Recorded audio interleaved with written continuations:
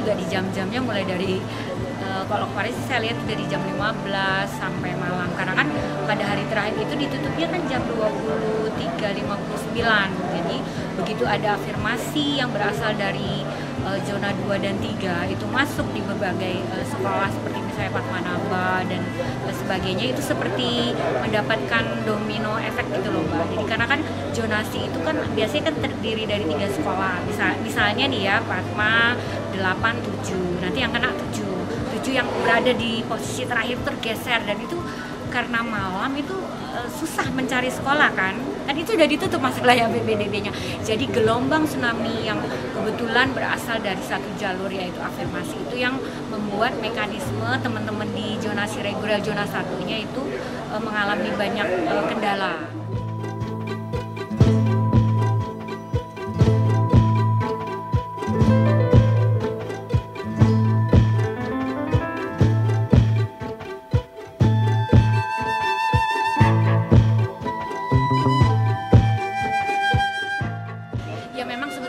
Beberapa sih ya temuan-temuan yang ada di lapangan, bahwa ada beberapa, saya tidak menyebutkan semua ya, memang ada beberapa kasus orang tua yang sebetulnya dia tidak berada di jalur itu, yang berdasarkan undang-undang dari Densos dan sebagainya, dia tidak berasal di jalur itu.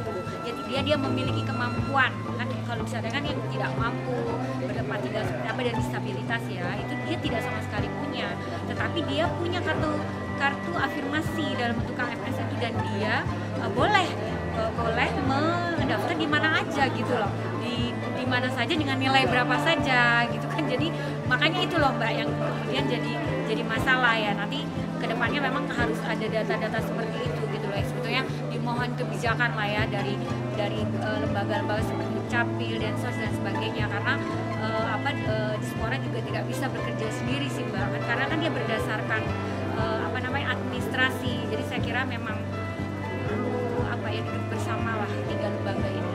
Permasalahannya yang pertama tadi disampaikan pada pertemuan dengan para orang tua wali itu terkait dengan bolehnya afirmasi itu mendaftar di luar Yona. Ya, artinya tidak harus di Yona 1, sehingga yang kemarin itu ketika jalur afirmasi itu tidak terpenuhi, maka yang jalur afirmasi dari Yona lain itu bisa masuk.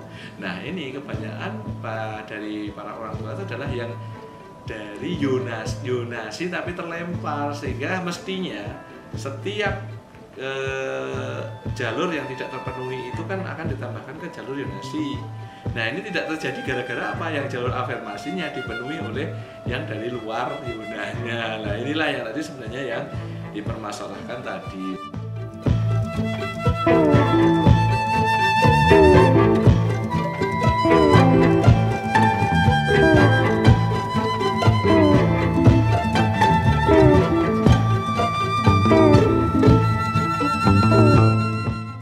Kalau sesuai aturan Pergub kita itu mengacu pada Permendikbud nomor 1 tahun 2021. Jadi ya di situ bahwa peserta didik yang berasal dari jalur orang tua tidak mampu itu boleh mendaftar di luar Yonanya. Itu sudah ada di pasal 21 ayat 2. Pasal 21 ayat 2.